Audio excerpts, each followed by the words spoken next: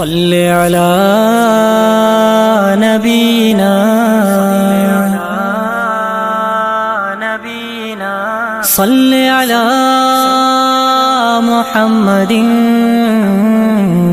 صل على وجعلوا له من عبادي جزءا ان الانسان لكفور مبين.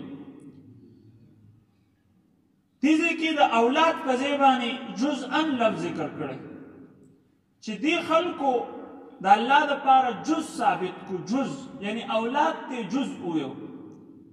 په دې کې یو دا نقطه ده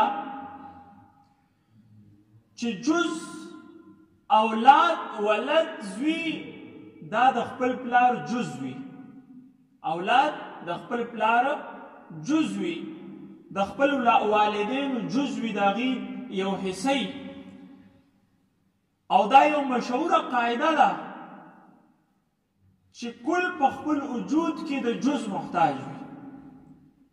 د عقلاو په منځ دا مشهوره قاعده او کلیه او ضابطه ده چې کل په خپل وجود کې د جز محتاج وي. مطلب دا دی چې کل نه موندلی کېږي چې جز یې نه وي. ګوره اوس پلار خپل الفاظو کې په اسانه کې ځان پویه کوي چې پلار هغه کس ته وایي چې زوی بی چې د چا زوی نه هغه ته پلار څوک وایي، څوک هم ورته پلار نه. که د واده 50 کال هم شوی خو چې زوی نه نو څوک هم ورته پلار نه وایي. اولاد یې نو څوک ورته پلار نه وایي. نو د پلار په خپل پلارولۍ کې د خپل زوی محتاج دی. نو پلار کل دی دا په خپل وجود کې یعنی د خپل دی نوم کې د خپل زوی یعنی د ولد محتاج دی. نو بیا که چې دا اولاد جز دی او الله پاک کل دی نو کل خپل وجود کې د خپل جز محتاجي یعنی الله پاک چې دی د خپل اولاد محتاج دی او الله پاک خو د دې صفت نه عاری دی.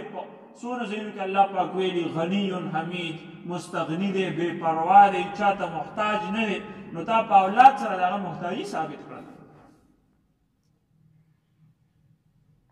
نو په دې وجه الله پاک د جزءا ثابت کړي. دا دونه بېوقوفان دي چې ما لره جز ثابتوي یعنی ما دا خلک محتاج ګڼي ځکه چې پلار اولاد ته محتاج وي په خپل پلارولۍ په دې نوم کې. نو چې دا محتاج وي نو زه خو د احتیاج نه پاک یم، زه خو محتاج نه یم، زه خو غني یم، زه خو بې پروا یم، زه خو چې یفعل ما یشاء چې څه غواړم نو هغه کومه، یفعل ما یرید چې څه اراده لرمه زه هغه کومه. لا یسأل عما یفعل، الله نه څوک تپوس نشي کولی چې هغه څه کوي. وهم یسألون، د هر چا نه به تپوس کېږي. نو زما خو دا حیثیت دی، زما خو دا شان دی، نو تاسو ما محتاج ثابتوئ.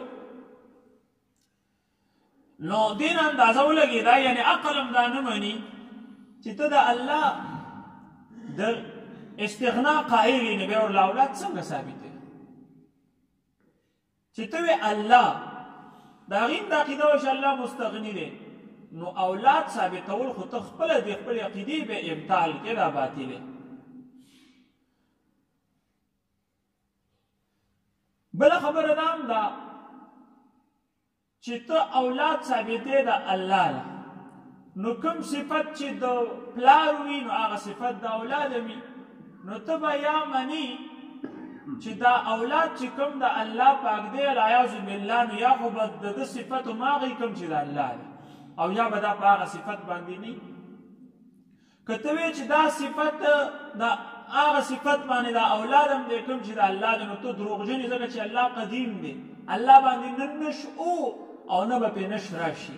نو ته چې کوم اولاد ثابتوې په ده خو نشؤ هم یو وخت نه و او داسې وخت به هم راځي چې دا به نه نو دا عقیده دې هم خرابه ده. او که ته وایې چې دا اولاد به د پلار په شان یعنې د الله په شان نه نو دا خو بیا ته الله دپاره عیب ثابت کو، حالانکې الله پاک هو منزه عن العیوب دی، هغه د عیبونو نه پاک دی. ځکه چې د یو جنس نه بل جنس پیدا شي نو دا عیب دی. د یو جنس نه بل جنس پیدا شي، د ځناور نه انسان یا د انسان نه ځناور پیدا شي، دا عیب دی. دا خو ته پخپله وایې چې الله د عیب نه پاک دی او چې دی ته پخپله چې دا عیب دا ثابت دی.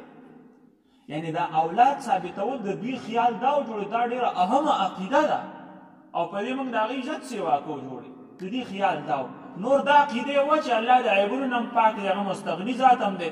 خو دا کوم عقیده چې دوی کوله په دې د دې دا نورې عقیدې ټولې باطلې کېدي د الله دپاره د اولاد. نور داسې علماو په دې چې تفصیل سره بحث کړی دی چې دا عقیده د الله دپاره د اولاد دا نه عقل مني نه نقل مني. نو مناظره وه په مختلفو طریقو د پادریانو سره. هغوی وایي عیسایان چې عیسی علیه السلام د الله پاک زوی دی. نو علما ورسره ناست وو، هغوی چې د عقیده څنګه چې زه دلایل بیانوم په دغه دلایلو هغوی هم دغه شان دلایل بیانول او الله پاک چې دی د اولاد نه پاک ثابتو چې الله پاک اولاد نشته دی. عقلي او نقلي دلایل د هغوی د کتابونو نه او عقلي دلایل یې ورته پیش کوو. یو کس دی تنور چې دی ناست دی بابا دی او تنور په غاړه روټۍ تپي، هغه دې خبرو ته غوږ ایښی دی او خبره بحث دغه شروع دی، بحث ختم شو. نو دا تنور نه بابا پاسېدل هلاسې په وړو باندې څښو او هغه پادري سره میلاو شو. هغه ته وایي چې ستاسو دا عقیده ده چې د الله پاک اولاد دی؟ هغه ویل څونه اولاد دی؟ هغه ورته ویل یو زوی دی عیسی علیه السلام. هغه ورته ویل ښه یو زوی دی. وایي عمر یې څومره دی؟ وایي د الله عمر خو بې شماره کلونه دي، پته نه لګي د کوم وخت نه دی، بې انتها د هغه عمر دی، بې انتها به وي. نو وایي ته خو ډېر بېوقوفه یې، ځکه چې زما د 80 کاله عمر دی، 10 زامن مې دي او د الله دونه زیات عمر دی، صرف یو بچی شوی دی. نو هغه چې دی غریب خپل لاجوابه شه، یعنې هغه قرآن او د هغه تورات او د زبور او د انجیل دلایل یې نه منل. او چې دغه ورته دا خبره وکړله نو بس بیا هغه سره جواب نه، وخت ورسره ختم و، نو بیا لاړې دغه ځینه. بهرحال نه عقل مني نه نقل مني. د الله دپاره د اولاد عقیده دا بیخي یو بېکاره او چې دی د یو بېوقوفو خلکو عقیده ده چې څوک هم خپل عقل له زور ورکړي، یعنې څه ناڅه د الله د وجود او د هغه د وحدانیت قایل وي، نو هغه د اولاد د عقیده هم کم از کم نشي ساتلی.